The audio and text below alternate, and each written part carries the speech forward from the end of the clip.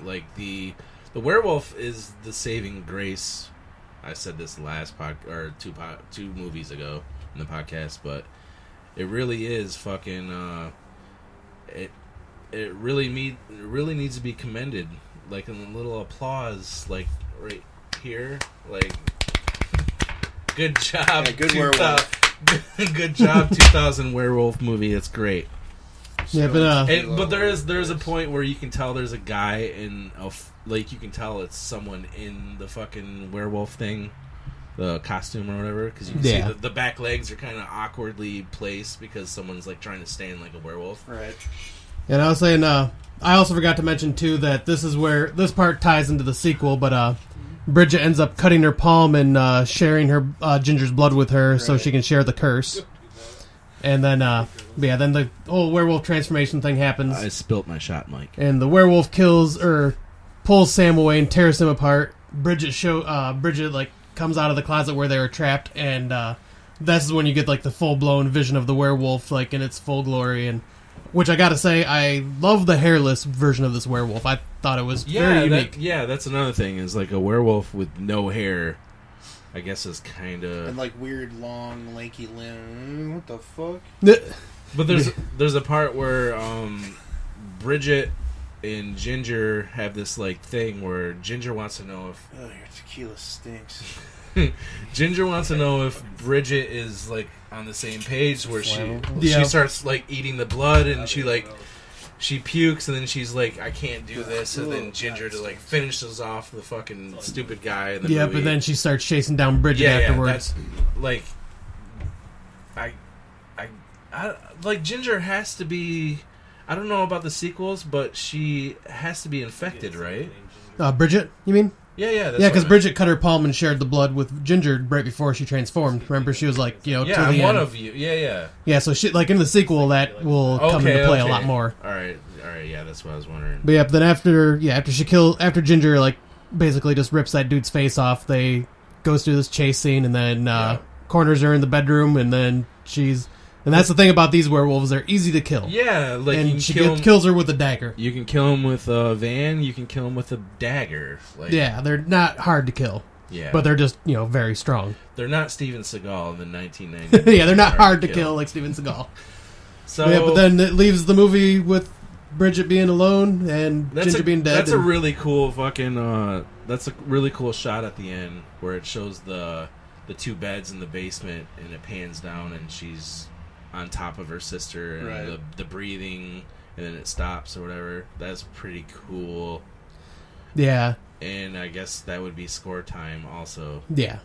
So you should go first since it's your fucking movie.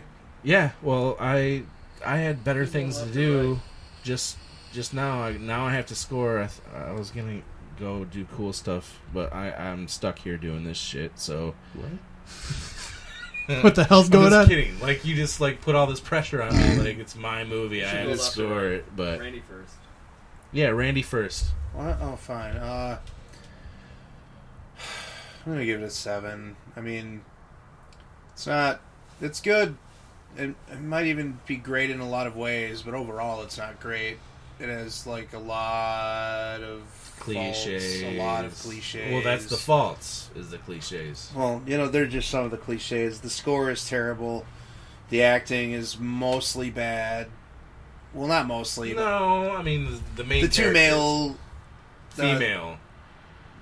What? He's talking about the bad acting, the two males. Yeah, the two male okay. teenage actors or whatever are not good. I don't know, Catherine Isabel and what's her name? Emily Perkins. Sure. And a couple of other actors are like the only good acting in the film. The effects are really good. The story is mostly good and it's well written, and a lot of the dialogue is good, but that's like really all I can say about it that's positive. Yeah, me to give the score next? Sure. Alright, well for me, like I was telling you guys earlier, I was almost going to give this a full-blown 10, because I fucking love this movie. 10? Yeah, but I am not, but I'm not giving it a 10. I thought about it after a couple of days after watching it. I am still rating it really high. I will give this a 9.5. I fucking love this movie. the acting, like, all around besides Jason to me was good. Jason was the only character I didn't like his acting. He was I didn't care for him. The drug dealer, he was just a sleazeball in the first place, and I think he played that up really well. But yeah, Ginger and Catherine Isabella and Emily Perkins just carry this movie to the fullest. I love the symbolism behind it, the effects behind it, the cliches. Yeah, there are like a ton of cliches, but they're done well besides the whole feeling sexy walking down the hall thing. Like everything else. That's going on what Randy was saying earlier. Right. That's not fair. You don't have to listen to him. He's a bully. But I do agree. It is like that is like the one that's not done totally that well. See what he was saying. Yes, I don't like that either. But everything reminded me of a scene that would be in like She's All That. Yeah, exactly. Yeah, exactly. But yeah, like all the other cliches were done well, and I can't blame him for having cliches because I mean, you know, almost all movies like in their certain genres have their type of cliches, one way or another. But and I thought this one was done real well. But yeah, I'd give this a 9.5. I think every single male actor in this movie sucked. They did. I mean, the mother and the two daughters were really good. Even the fucking other girl, bully girl, like she played a good bully. Sure, yeah. So I'm deducting a point for that, and also a point for Catherine Isabella is way too hot, and I didn't know how old she was, and it showed her butt, and like I didn't know if I should look at it. Like I was like I felt creepy about it, and then I realized that she's the same age as me, and when if she's over 18, the character is 16. So how does that go though? Like if she's like, I couldn't go beat off to Drew Barrymore in E.T. But she's the same age as but she's the same age as me as I am now. So if I was like a little kid and I beat off to it, I'm not saying now. I'm not fucking saying now. I'm saying like I can't. No, when you're 16, it's okay to bang 16-year-old girls. That's what I'm saying. It's not. I didn't mean like right now I'd beat off to Drew I've Barrymore. had sex with 14 when I was her age, girls, but it was Drew Barrymore is older than me, by the way. But okay, I had this big crush on that bitch in the Ewoks. The blonde chick in the Ewoks. That was a TV movie or whatever. You know what I'm talking about? I remember the huge Ewok crush. movies. I was a little kid. If I could beat off at that moment, which I didn't, I was a kid. You're putting yourself in that moment, though. I want to be able to like go Don't back. Nostalgically beat off the Ewoks movie. Not that. I'm not saying that. But if I knew what I knew, if you knew then what you know now, exactly, how good beating off felt, and I did it when I was a kid. I don't think it would have worked the same way. Okay, that just got totally blown up. Well, I was gonna say I see where you're coming from though, because like the whole Danielle Harris thing from Halloween 4 and 5, you know, around the same age as me. Yeah. And then her and Rob Zombie's Halloween, seeing her naked, feels kind of strange knowing that. It is. Well, I'm just saying, like I was at like the same age of Catherine Isabel in this movie, right? And now I'm older, and she's fucking pretty like. Attractive in this movie, and then like it plays her as like sexy and shit, and then like you're watching this now, and this is 2000, and she's playing a 16-year-old, and that gets my point is it gets deducted a point because it's not fair until you realize that she is 18, 19 in this movie. Well, then you're like, oh, okay, I can appreciate her sexiness. But you also got to think, though... You feel like a guy in a windowless van watching this movie at my age. But you also got to think, though, like, a lot of the movies in the 80s had, like, 30-year-olds playing 16-year-olds and stuff, and they were getting naked constantly. Pretty much every horror movie has women who were supposed to be teenage girls getting naked. So you really can't judge it too harshly on that. Their sexuality. Yeah, it's a common thread between all that. Yeah, I get it, but... nubile young flesh and horror. That doesn't... I'm still deducting it a point because, like, you should not, like, play a 16-year-old and be that fucking hot. It's funny. Fair. That made me think of this meme that I saw the other day of, like, a poster for that Neon Demon movie. And, I love Neon. They took the caption out and changed it with, "She's supposed to be 16, you freak." That was my very first Netflix rental, was that in the Asia Argento movies.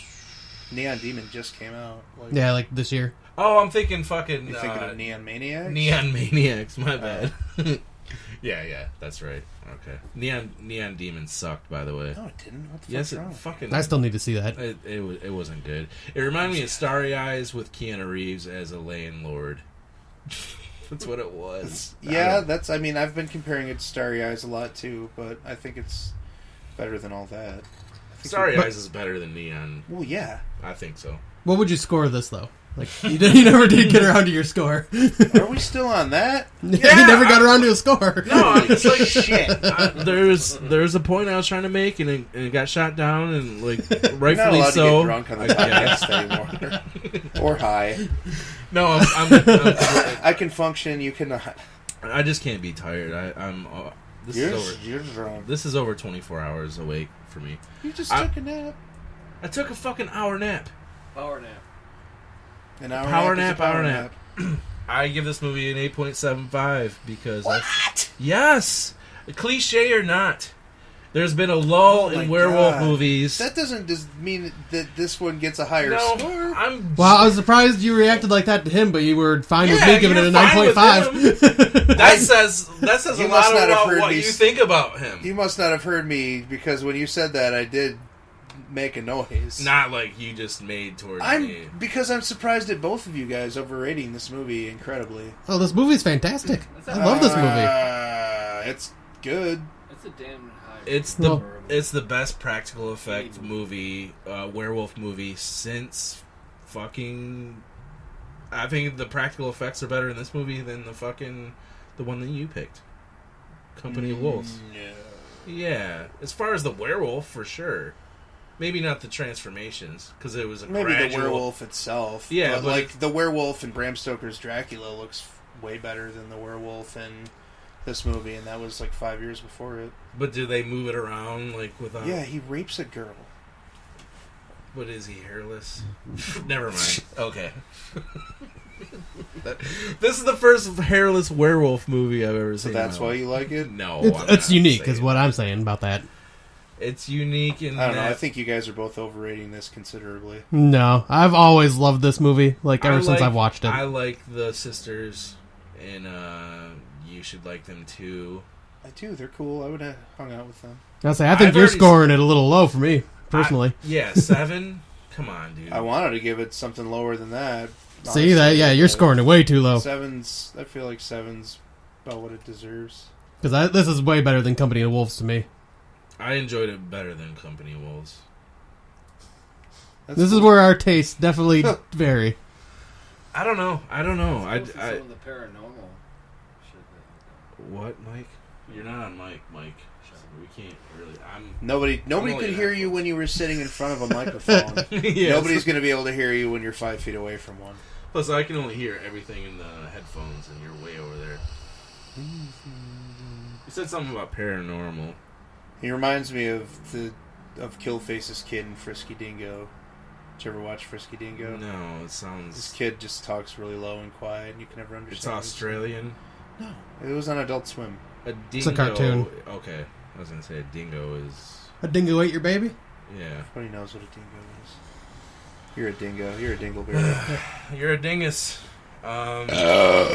Our next episode of Horror Drunks podcast is going to be the Giallo or Giallo or however. Yeah, I say Giallo. Randy I says say Giallo. Giallo too, and Randy says Giallo, which I don't is know, whatever. It's probably Giallo. which is Italian for yellow, which is the murder mystery novels back in the 50s and 60s, The spines whatever. Yeah, they were yellow spined books, little paperbacks. And I picked by Diarrhea Argento at this point in his career, but you might be You just gonna surprised. steal my joke. It was a collective. I Oh, was it? I'm pretty I sure that thought we both bounced back and back. Okay, Like Aaron back- Cartman, I'm pretty sure that I just said Diarrhea Argento. No, I asked you if you said that, and you started laughing. I was like, "Did you say diarrhea?" But Yeah, you that's didn't what I confirm said. that it was diarrhea. Okay, You did. Randy said Diarrhea Argento, and I thought maybe I installed that last part, but I guess it's his joke, and he wants it, and he's not letting it go. But I picked a 2001 film, which is very rare for Diarrhea Argento to be good Yeah, his after. cutoff is pretty much Two Evil Eyes. Yeah, Or Trauma, maybe. Trauma's It was okay. like 93. Yeah, Trauma's okay. But Sleepless, which is my second Argento movie I ever saw after Suspiria.